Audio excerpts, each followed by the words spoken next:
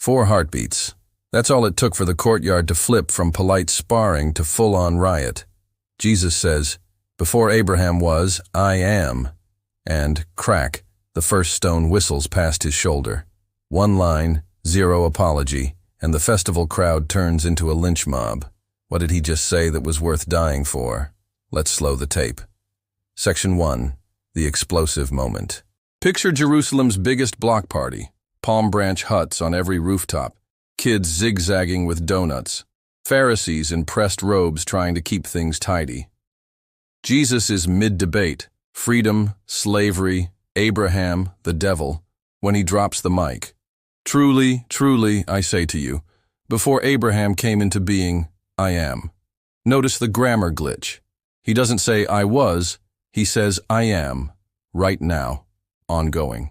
Greek ears catch ego eimi, the same phrase the Old Testament uses when God tells Moses his name. In 4 syllables, Jesus just stitched himself into the burning bush moment. No wonder verse 59 says they scooped up rocks.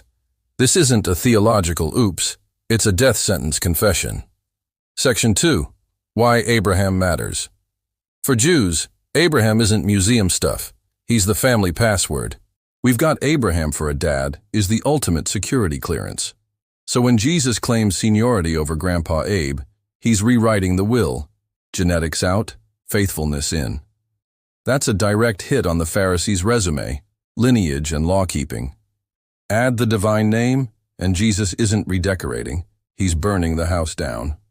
Section 3. I am, not I was. Scholars love to point out the tense. If Jesus only wanted pre-existence, I was would have worked just fine. Instead, he chooses the absolute I am, the name that answered Moses from the bush. In Hebrew, names aren't labels, they're core samples. I am means no beginning, no expiration date, no batteries required. The crowd doesn't accuse him of bad grammar, they accuse him of blasphemy. Section 4. Old Testament backtrack. Rewind to Exodus. Bush blazing, sandals off. Moses asking, "Who are you?" Answer, "I am." Fast forward 14 centuries and Jesus parks the same name in front of Abraham. Listeners aren't scratching heads, they're connecting dots. Isaiah 43 chimes in, I am the Lord, and besides me there is no Savior. Jesus later claims, I am the Good Shepherd, I lay down my life. Same exclusivity, same voice. The Old Testament had spent a millennium prepping people for someone who could speak like this and live, unless, of course, he's telling the truth. Section 5. Counterclaims answered. Some modern voices say, he just meant, I existed in God's plan. Cute, but that doesn't explain flying rocks. Others shrug. Maybe it's casual, like, it's me. Problem. The moment is courtroom-level tense, not coffee shop chat. Third try. He's claiming messiahship, not divinity. Yet no Jewish text puts the Messiah on pre-creation payroll. The stones testify. They heard something only God gets to say. Section 6. Implications, then. End of scene. Jesus walks away, unscathed. The escape is its own sign. He decides when the clock runs out. From here on, John keeps circling the same question. Who exactly is this guy? 7 times he pairs I am with everyday images. Bread, light, door, shepherd, resurrection, way, vine. Each one stacks evidence that the one older than Abraham is also the one keeping the universe's lights on. Section 7. Implications now. Today the line still splits rooms. For Christians, it anchors Trinity and Incarnation. Eternal Son steps into time. For skeptics, it's insanity or myth. But myths don't inspire martyrs, and lunatics don't preach the Sermon on the Mount.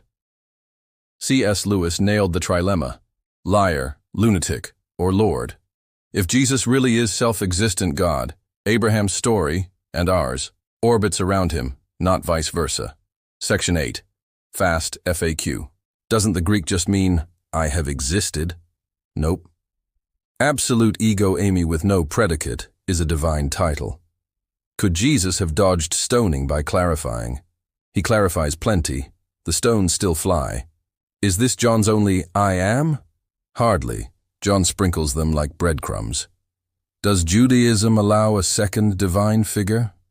Only in fringe mystical texts, not mainstream Pharisaic turf, hence the outrage. Section 9. Why it still provokes. Modern pluralism wants many roads up the mountain. Jesus' claim is a one-lane bridge. All history funnels through him. That offends every culture that prizes pick-and-mix spirituality. Yet if the claim is true, reducing him to one guide among many isn't tolerant. It's tragic. The provocation forces a choice: stone him or bow. Conclusion. 4 seconds, 1 sentence, 2 options. Either Jesus is the self-existent God, or the boldest blasphemer who ever breathed. The rocks in John 8 prove the listeners got the memo. 2,000 years later, the choice lands in our hands. Before Abraham was, I am. 3 words that cracked history and still crack hearts today. Thanks for watching. If this video helped you think through your questions about faith, please subscribe and leave your thoughts below. And if you want to dive deeper into the Trinity, check out the playlist.